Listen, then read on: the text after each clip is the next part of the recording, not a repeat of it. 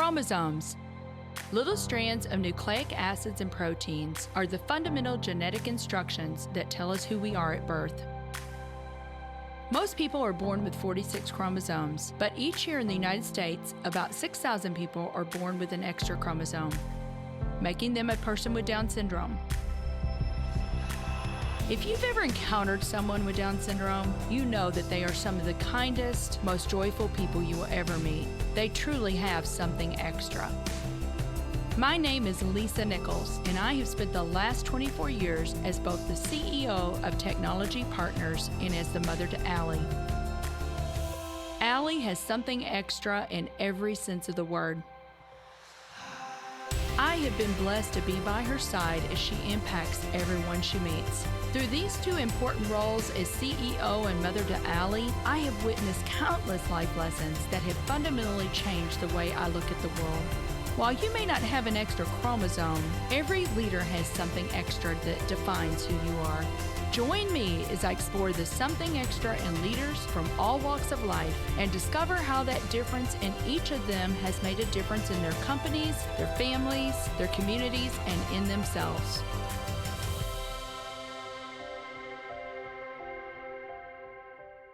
If you like this episode today, please go to Apple Podcasts or wherever you listen and leave us a 5-star rating. I'm excited to have Bob Johansen on the show today. Bob is an author and a distinguished fellow of the Institute for the Future. Well, Bob Johansen, I have been looking so forward to having you on the show. You know, I have to give a shout out, though, to our mutual dear friend, Dan Roberts. And Dan is the one that initially connected you and I. And we spoke, and I got so excited to learn more. So I really did what all good podcasters do. I said, Bob, can you come on the show? Specifically so that I can spend more time with you, because I was so intrigued by everything we talked about, and I cannot wait for you to be able to share your brilliance with all of our listeners. But, you know, I told you kind of in a sidebar conversation, you know, I've bought many of your books, and your latest book is Office Shock, but it's actually your 13th book, and I'm hoping that we'll have time to dig into several of your books. But for our listeners, Bob has had close to 50 years of experience as a distinguished fellow at the Institute for the Future in Silicon Valley. So, Bob, you're a professional futurist, and you help top leaders prepare for and shape the future. You've worked with brands such as McKinsey, UPS, Kellogg's, Disney, McDonald's, and many others. But before we dig into all of that, I want to talk about growing up. So has this always been an area of interest for you? Yeah, great to be with you. Thinking about the future has always been an interest. It really became a professional interest when I was in divinity school, and I was there to study world religions. And I was not committed to the ministry. I never did become ordained, although I have the academic credential to do that. But I've had a fascination in world religions. And when I was there in divinity school, the very first year, I was a research assistant for a conference on religion and the future. And I got to meet some of the world's leading futurists at the time, and literally carried their bags and was kind of stunned about what an amazing thing it is to think future back, to focus your life 10 years ahead. So I decided that's what I wanted to do. And roughly 5 years later and a PhD later, I was able to make my way to Silicon Valley before it was called that, and was able to grow up there thinking about the long-term future, particularly of what we now call the internet. Mm-hmm. Yeah. Well, you mentioned a Master's of Divinity, and I know that you got your Master's of Divinity from Crozer in Pennsylvania. What our listeners might know is another very famous person actually went there as well. Who was that, Bob? Martin Luther King is probably the most famous graduate, and I was there when Dr. King was killed and was able to study with his former professors, and they recreated the intellectual influences he was under, and I got to be part of that program. It was just an amazing experience that was life changing for me.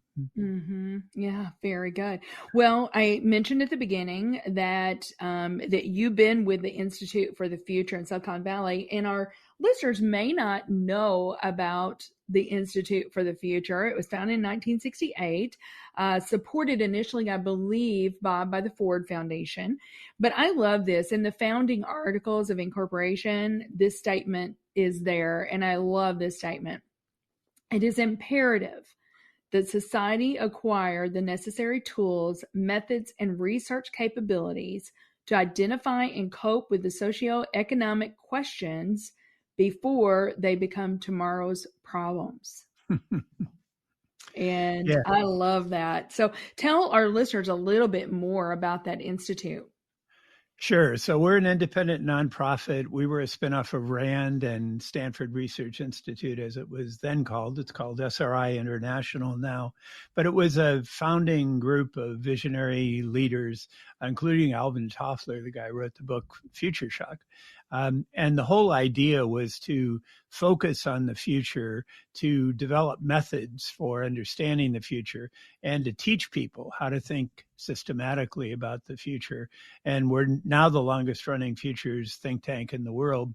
We have this big program called Foresight Essentials, which is part of our original purpose, telling people and teaching people how to be futurists, how to think future back. So it's a pretty amazing place that's had an opportunity to work with some of the world's largest companies. And we also work with nonprofits. We work some with government when we can get the government to think about the future. So, so that's our challenge, and still going strong. Yeah. How many fellows are there, distinguished fellows are there at the Institute? Well, just a few distinguished fellows. Okay. There's 50 people full time. Yeah. 50. It's Yeah. just amazing.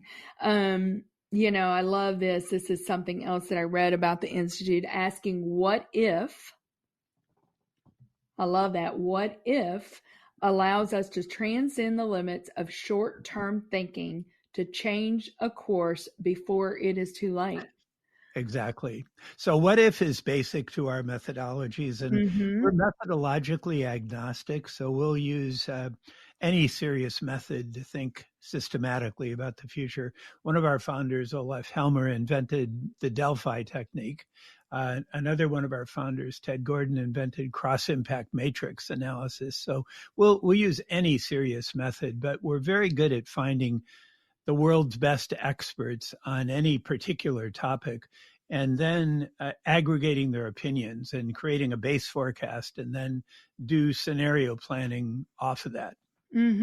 So give me one. Can you dig into one of those? I really don't care which one you choose, but the Delphi technique. Can you just, in layman's terms, Bob, can you kind of explain that? Sure.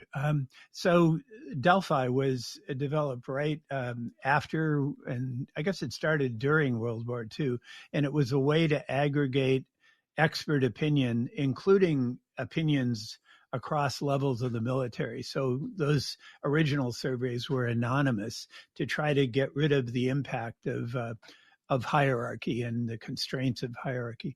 But anyway, the original work that we did on the internet, it was called the ARPANET, was to create a Delphi net, short called the DNet, to solicit views about the future. And the original ARPANET, as it was called, started in 1968. It was publicly introduced at 1972. And I was at that first conference. That was my very first professional paper. And the only reason I was there was because I essentially misunderstood the title of the conference. The title of the conference was the International Conference on Computer Communication. And I thought, oh, yeah, that's people communicating with people through computers. No, that wasn't the original intent. The original intent was computers communicating with computers, data networks. But fortunately, there were about 5 of us who misunderstood the title.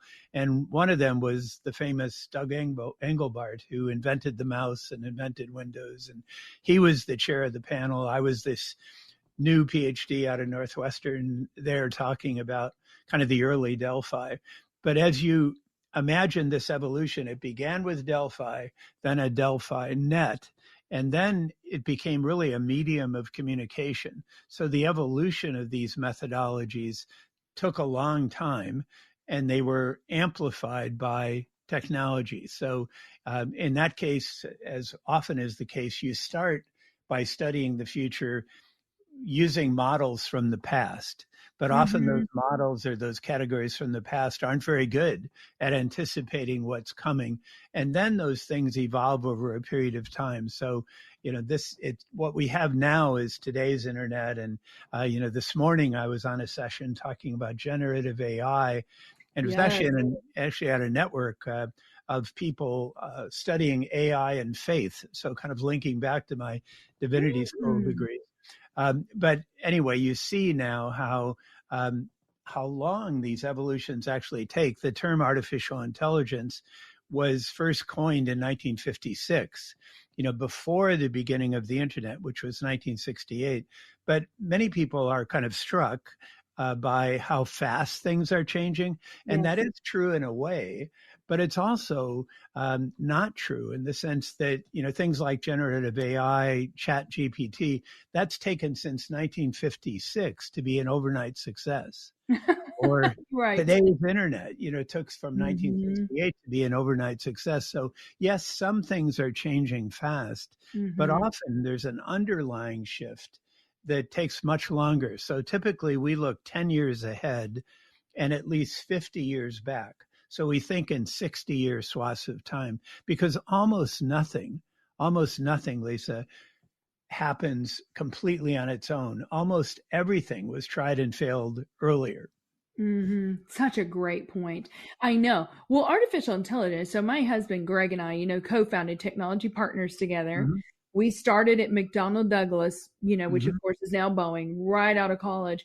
And, probably 4 years in, Bob, Boeing or McDonnell Douglas at the time sent Greg to Washington University to get a degree in AI.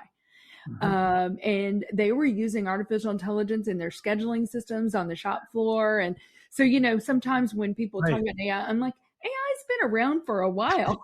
Yeah. I'm kind of dating myself here, but like you said, really, did you say it got coined in 1956? Right. It was at the famous Dartmouth conference with Marvin Minsky and Herb Simon and Ed Feigenbaum. A lot of the founders of the AI discipline were there. Yeah. So I love that. And so for people thinking, this or that is an overnight success, it rarely ever is. There's a lot of building blocks.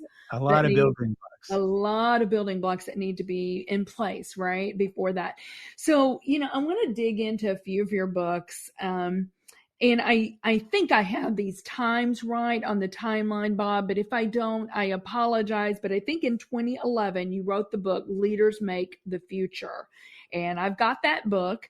But here's what you talk a lot about, and I know that our listeners probably are familiar with the VUCA world, the volatile, uncertain, complex, and ambiguous kind of term. But one of the things that you talk about in that book is the talent profile that's going to be needed by leaders in a VUCA world. And I think that there's maybe 9 or 10 of those, starting with the maker instinct, clarity. Can you you don't have to do a full expository on all of those, but can you at least kind of touch on each of those and tell us a little bit what you mean by those things? Sure. So this really began, I'm not a military guy by background, but I happen to have been at the Army War College where the term VUCA was coined. I happened to be there the week before 9/11 and was introduced to this concept of the VUCA world and came to understand that it's not only VUCA, it's going to get even more VUCA. So I've tried to figure out and was just intrigued with the ideas, what will it take to lead in an increasingly VUCA world. And I ended up writing 3 books about it. Leaders Making the Future, Make the Future was the first, where I identified 10 future leadership skills. Then I wrote a book called The New Leadership Literacies, which are more about disciplines or practices. And there's 5 of those. And then I wrote a book called Full Spectrum Thinking, which is all about mindset, the mindset of a full spectrum thinker. I didn't realize I was writing 3 books at the time. Probably should have written them in the different order, beginning with mindset. But that's the way it played out. But the 10 skills are all around the core skill of clarity. And the military calls this commander's intent. You want to be very clear where you're going, very flexible how you get there. So I call that clarity. They call it commander's intent. And in a VUCA world, we're dealing more and more, not just with problems you can solve. I mean, there still are plenty of those, but more and more with dilemmas, which are problems you can't solve, problems that won't go away, and you can make them better. You just can't solve them. So leaders are challenged to figure out, are you dealing with a dilemma or a problem? And if you're not sure, you're better off to say it's a dilemma, because if you do end up solving it, you get extra credit. Yeah. Right. But if you start by saying, yeah, it's a problem, and then you can't solve it, you're in a hole.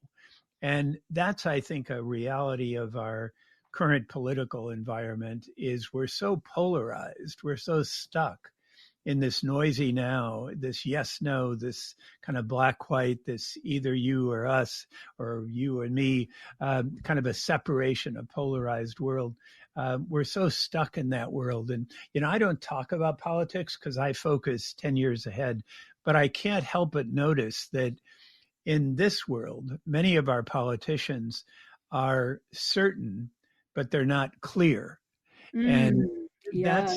that's such a dilemma, that certainty is very dangerous. And our military colleagues have taught us that clarity is very necessary. And I've been working with the Army War College now since 9/11. And what I've done is flip that VUCA world into a positive, where volatility yields to vision. So over the next decade, vision will be rewarded disproportionately. And uncertainty yields to understanding. So this is a time to be listening to each other, not shouting at each other, or not sort of labeling and categorizing each other. Complexity yields to clarity. And that, again, you want to be very clear where you're going. And even in a VUCA world, you can be very clear about direction. And then finally, you want to be, you've got to realize that ambiguity yields to agility. And we all have to be essentially corporate athletes. We have to be physically, mentally, and spiritually grounded, not necessarily religiously, but grounded in the face of the VUCA world. Now, so just to get back to the skills then quickly, what I call immersive learning ability is an important part of that. The military calls that wargaming. In the literacies, I refer to that as voluntary fear exposure, because you want to immerse yourself in the VUCA world in a low-risk way so you can practice in a low-risk way.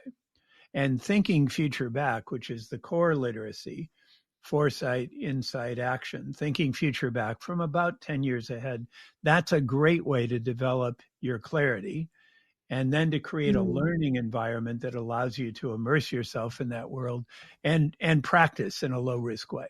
Yeah, so good. I think I just see your next book, changing VUCA on its head, right? And coming up with different, ambiguity to agility. I love that.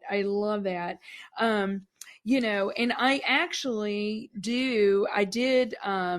I do have your second book that you alluded to that I wanted to talk to you about, with the 5 literacies, and we'll kind of talk a little bit about that as well, and kind of go over those. But yeah, I would highly encourage our listeners, go out and get these 3 books.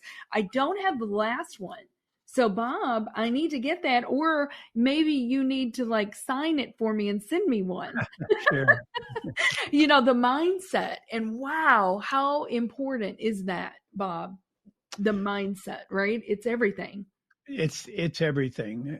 And what I call full spectrum thinking is the ability to think across gradients of possibility, instead of just categorizing, instead of just labeling, instead of just kind of putting people or ideas in boxes, to think in a more full spectrum way. And the good news is that our tools for doing that are getting dramatically better. And you've studied those, and The tech field has helped a lot in that space because we've got things now like big data analytics, big data visualization, gameful engagement, Mm-hmm. blockchain, distributed authority computing.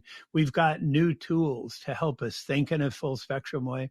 But again, in today's polarized world, we tend to think in terms of either or instead of in terms of spectrums. And Mm-hmm. spectrums is really what you need to make sense out of the VUCA world. It's not an either or world. It's a both and world. Yes, I love that. I love that. The C in your VUCA, you changed from complexity to clarity, Right. right? And I've been thinking a lot about clarity, but it's so incredibly important. In fact, you know how, people will choose their one word, Yes. for the year. And I've done that for years. This year, I kind of chose a mantra, and it's really relentless focus and discipline for the things that matter the most Uh-huh. you know but I was walking this morning on my, trying to get my cardio in, because that's what my nutritionist and my fitness coach says I need to do every day. You need to get some cardio in, Lisa. But I was walking and I was thinking, what is required though in my mantra is clarity. Exactly.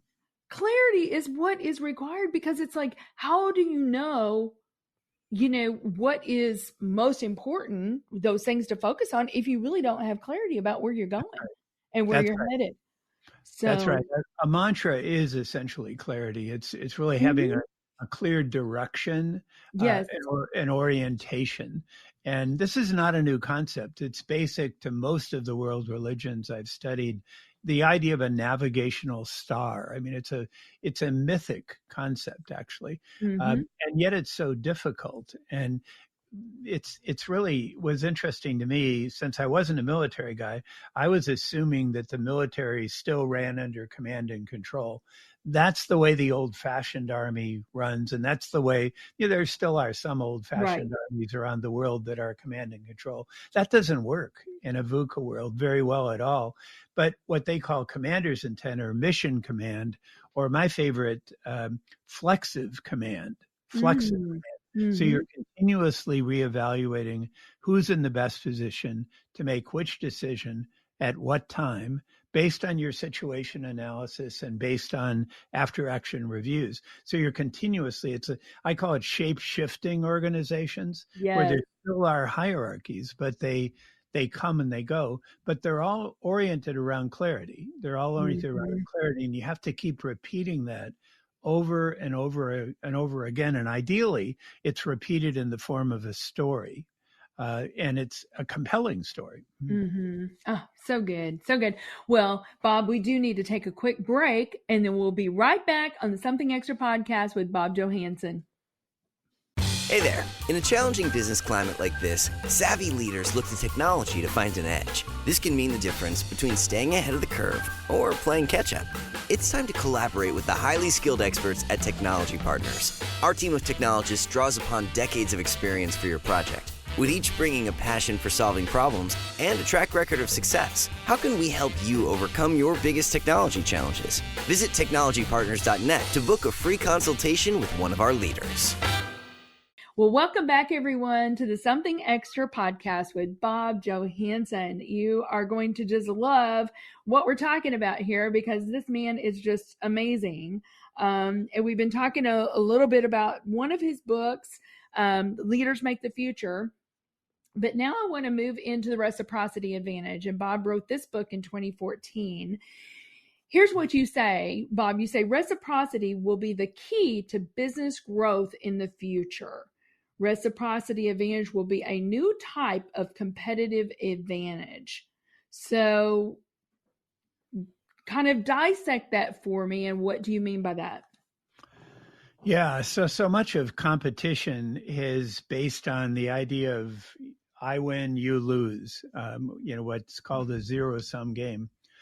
In a VUCA world, it turns out that there's a lot of opportunities to both win if you can figure out how to do that. And we got intrigued. I wrote this book with a guy named Carl Ron, who is a former head of innovation for Procter & Gamble. So he's the guy behind products like Mr. Clean Magic Eraser and Swiffer and variety of really interesting Procter & Gamble products that were new categories and not just new products.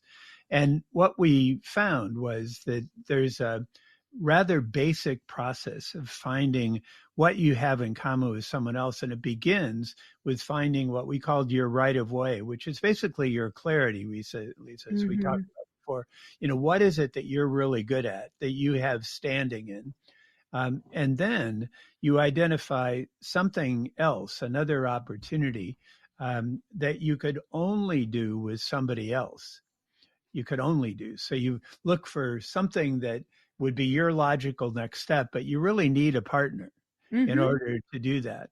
And then once you find that new idea that you could do collaboratively, you prototype it, you try it out, because in these new spaces, the motto we have in Silicon Valley is fail early, fail often, fail cheaply. So you need to keep going through many iterations. And then once you figure out how to do this, then you can scale it. And we call that the reciprocity advantage. Essentially, you find out what you're good at. What is it that you have that's underutilized, that if you give it away, you'd get back even more in return? And the big example we used at the time, and when we wrote that book, the big example was TED Talks. TED Talks are basically for free. So people are giving away the TED Talk, but yet there's all these things that build on it. And now there's kind of a TED empire of all the various things that come off of it. And part of it is nonprofit and part of it's for profit. But there's really interesting variations of that idea of giving something away in the trust that you get back even more in return. And in a VUCA world, there's lots of opportunities for that. But it's also, they're cloaked under this polarization, this us versus them mentality that so many people are stuck in. Yeah, that is so good. Yeah, because you say reciprocity is not given to get. That's right. Reciprocity is partnering for greater value for more players. That's right. And that's beautiful. And I want, and you've already alluded to all of these, but I just want to kind of reiterate, you've got this 4-step cycle. You said uncover your right away, which is the thing that you are good at, that you can give away, right? Find the best partner. That's, I guess, what you did with Carl when you wrote that book, right? Exactly. He had a different skill set than you did, but bringing the two of you together is really powerful. Right. And then learn by experimenting. I love the, what did you say? Fail fast, fail cheaply. Yeah. And then scale it. So I love all of that. So, I guess, and I don't know if you can speak to this or not. I'm sure you can, because you're just brilliant, Bob. But, if somebody's sitting there going, how do I identify my right away? What would you say to them? Well, I think it begins with where do you start? What's your grounding? What's your kind of inherent, in divinity school, this was called the calling. What's your, calling is really a clarity, but it's what is it that is at your essence, that is your strength. And you build on that. But within that, you also ask yourself, what do I have as part of that clarity, as part of that grounding, as part of that calling? What do I have that is not being fully utilized? And how might I give that away, not sell it? How might I give it away unconditionally in the trust that I'm going to get back even more in return? So everybody has that. It's the, what is your essence? It's, I think of it as what's your standing or what's your right of way. And then you have to name it. Carl Rahn loves to tell the story of the American railroad system, where there was an opportunity with the railroads when they were built across the United States. There was an opportunity for the railroad companies to actually become telecommunications companies because they owned the right of way over the railroad tracks. But the problem was, the limitation was, the people who ran the railroads loved trains. They loved trains. So when they were asked, what's your business? They said, we're in the train business. We're in the train business. Mm. So when the telecom people came to them and said, can we string, these kind of wires over your tracks? They said, sure. And they let them, they got a fee for it, but they could have become the telecommunications companies of the world if they would have had the foresight. They didn't realize that they weren't really in the train business. Mm-hmm. They weren't really only in the train business. They were in the transportation business. And they could have been in the communications business. And that's really where connection. They were kind of in the connection business, well, right? they're in the connection business, exactly. Mm-hmm. And if you're able to take a future back view to look forward, you can see those kind of things. You can have that kind of insight about what is your core business, because it's probably not in the language of the present or the past. It's in some language we're just trying to figure out. Mm-hmm. Yeah, that's so good. Well, let's move to because I want to make sure that we have time to talk about Office Shock, which is your newest book that just came out in 2023. It's an awesome book. Hope everybody goes and buys all these books. But then you had your second book in the series from Leaders Make the Future. It's called New Leadership Literacies, and you wrote this book in 2017. And you've got 5 literacies. Can you very quickly, Sure. Bob, go through those? And then, and you've already talked a little bit about shape shifting and that kind of thing, but go through those. And then I've got something else I want to talk about on that. Sure. So the core literacy is thinking future back, Mm-hmm. and foresight, insight, action, that kind of cycle. That's the core literacy. Then we have what I call voluntary fear exposure. That's that immersive learning skill. Then we've got leading these distributed shape shifting organizations, as we talked about earlier. Then we've got what I think of as being there without being there. And, in my work, I used to be on the road all the time until the COVID experience. Now my goal is to be better than if I was on stage. So my study is designed with very high quality microphones, very high quality cameras. I've got virtual reality capability. I've got a green screen. I've got a video producer, and I've got young people who want to travel, who go out in person, and then I'm virtual. And we partner to model cross-generational and cross-ethnic, cross-racial backgrounds as an important part of thinking systematically about the future. So that idea of being there without being there, most of today's leaders are great in person, but they degrade when they're not there in person, where we need to be better than that. And then finally, creating and sustaining positive energy. We've got to be able to go into a situation, bringing positive energy and then sustaining it. So in the beginning of that, you have to be physically healthy, and not just healthy, but super healthy in order to lead in a VUCA world. And that includes mental health. It also includes spiritual health, the kind of grounding in your sense of meaning. Mm-hmm. Yeah, you call it extreme fitness. Right. Extreme fitness, physical, mental, spiritual are going to be required. Exactly. Here is a couple of things that I just love, though. Going back to being there even when you're not. It's what you said. That's number 3. Right. And Bob, you wrote that in 2017. And in 2020, we had a global pandemic. Right. And I will tell you, people, there was so much struggle. How do I lead a team that I'm not physically with? But you said, no, you got to get good at this because, you were doing that future back thinking. Right. Thinking, in the future, we may not all be physically together. So I love that. But here's what I really love. You go, leaders must make a disruptive world more hopeful. Mm-hmm. Being dealers in hope is key. Mm-hmm.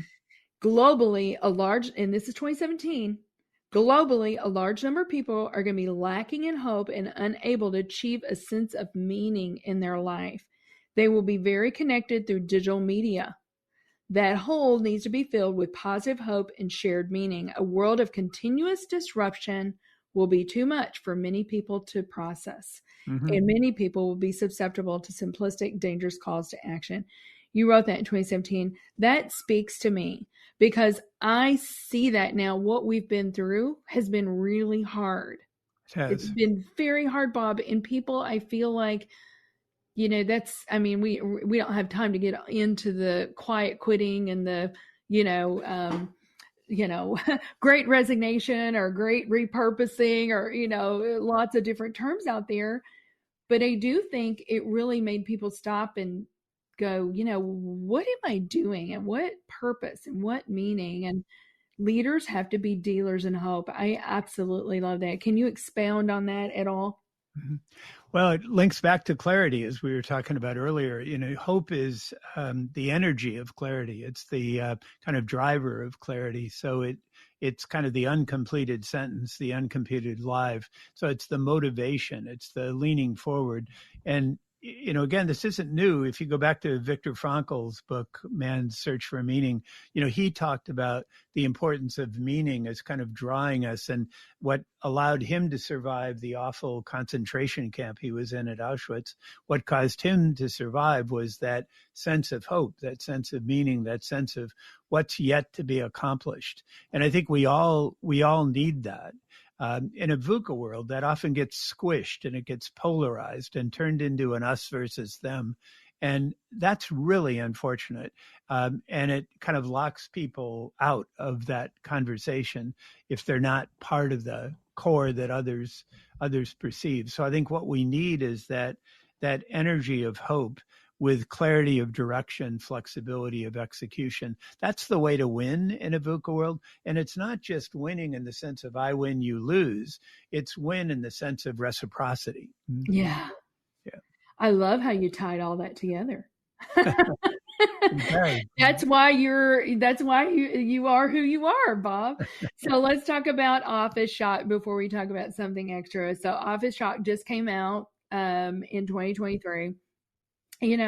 What is the premise of the book? What do you mean by office shock? Tell our listeners a little bit about that.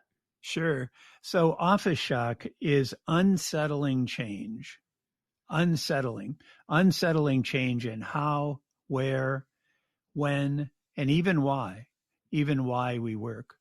And it's an homage to the term future shock, the original book that Alvin Toffler wrote 50 or so years ago now. And what we realized in the beginning of the COVID crisis was that this isn't going to get over quickly. And, the original term was the Great Resignation and then the Great Reset and, then quiet quitting. We were saying, yeah, all those things are true in a way, but it's also a great opportunity. It's a great opportunity to restart and to reimagine and to rethink. And in the midst of this kind of preliminary thinking I was doing, I got a call from the head of a large office furniture company in Switzerland, USM, makes very cool high-tech furniture. And he was saying, what's the future and how can we start a new conversation as people start to come out of the COVID shutdowns? How can we start a new conversation about the future of work and the future of offices? And I then teamed with an architect, Joseph Press, and an information systems professor, Christine Bullen, to write this book, which is basically a conversation starter for what's next about distributed work. Mm-hmm. Yeah, that is good. I love what you just said. Let's call it the great opportunity. The great opportunity to reimagine, to rethink. It's so good. So listeners, go out. We have just really scratched the surface here of Bob, and I just know that you will love following him. He's just got, we could go on and on and on. He's just got amazing content out there. But Bob, I have to ask you, this is called Something Extra. What do you believe? I think I might know what you're going to say, maybe. But what do you believe is the something extra that every leader needs? Or I'll give you a couple. So in the book Office Shock, we came up with 7 spectrums of choice. And those are essentially prompts to help you discover the something extra. And, so much of the conversation has been, well, when can we go back to the office? And we say, yeah, that's a good question. But for us, it's 6 out of 7. And you really need to ask these questions in order. And it's a good review, Lisa, of what we've talked about. It begins with purpose. What's your purpose? Why an office at all? And we know that in-person meetings are better for orientation, trust building, renewal, early stage creativity, and culture building, particularly for young people. So we know purpose is the beginning, meaning is the beginning. Then you need to think about outcomes. What is it you're trying to produce with an office or with your work? And we think, as futurists, humble futurists, we think that the most important outcome over the next decade is going to be climate related. If we don't get the climate thing right, the whole earth is in trouble. So we really have, that's a decade of truth for us. Then we ask the question of belonging. How do you create a climate of belonging, a climate of diversity, a climate of equity? Then we ask about augmentation. How can we augment ourselves over the next decade to be not only something extra, but something super motivated, super strong? Tom Malone uses the term super minds. And we've got new opportunities. And it's interesting. We used ChatGPT-3 to help write that chapter on augmentation. And now there's an AI chatbot that we've done for our book. So I think we were the first book to have its own chatbot, and we can put that in a link for your folks.